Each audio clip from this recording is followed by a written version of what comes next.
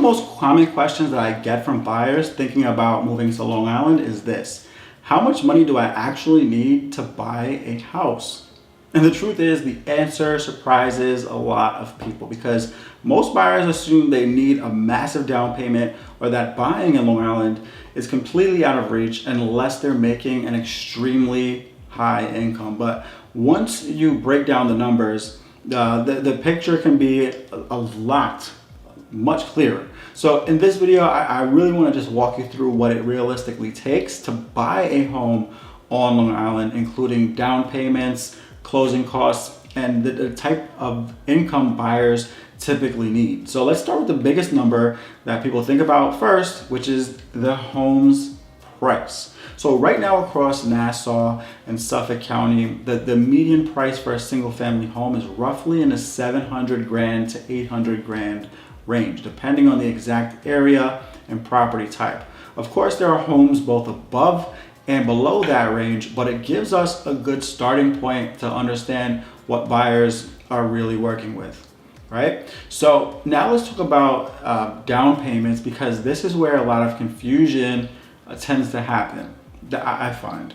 Many people think that you need 20% down to buy a house, and while that can be helpful because it avoids private mortgage insurance, it's definitely not something that is absolutely required. A lot of buyers today are putting down 3% to 10%, especially first-time buyers using conventional loan programs. So let's take a quick look at an example. If you were buying a home for 700 grand and putting down 5%, that would be about 35 grand as a down payment. If you put down 10%, that would be about 70 grand. But the down payment isn't the only thing that you need to plan for. You also have closing costs, which typically run about 2% to 4% of the purchase price in New York. So for a 700 grand home, that could mean somewhere around $14,000 to $28,000 in closing costs, depending on the loan, the taxes, and other factors involved in a transaction. So when you combine down payment and closing costs, many buyers purchasing around that price point are often bringing somewhere in the range of $50,000 to $100,000 total, depending on the loan structure.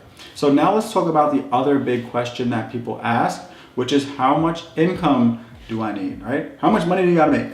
So lenders typically look at something called your debt to income ratio, which measures how much of your monthly income goes towards debt payments, including your mortgage.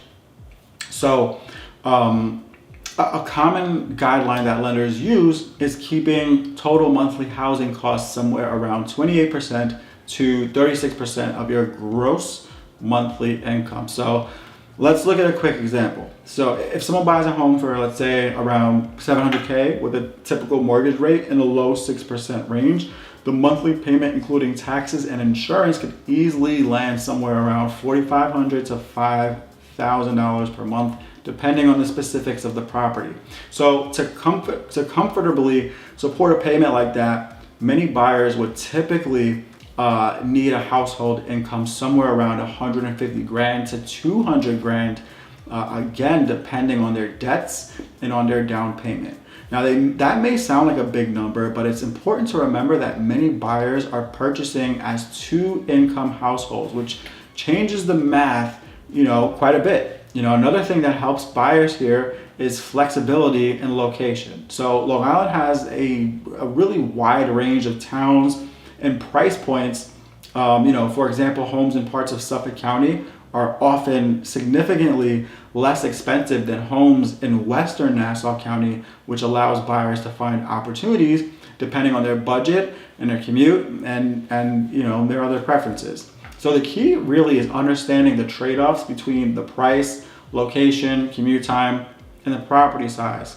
Another thing buyers often overlook is planning beyond just the purchase price. It's something that I see very often. So you want to account for things like maintenance, utilities, and future price improvements, right? Owning a home gives you a lot of freedom, it gives you a lot of stability, but also means that you're responsible for the property. So budgeting realistically from the beginning is something that is crucially important. So at the end of the day, buying a home on Long Island absolutely requires planning, but it's not as impossible as a lot of people may assume. So once buyers understand the real numbers, the down payments, the closing costs, and the type of income needed, the path forward becomes much, much clearer. So if you're thinking about buying a home on Long Island and you want to understand what your personal numbers might look like based on your budget and your goals, feel free to reach out to me. My information is down below and I'd be happy to help you out.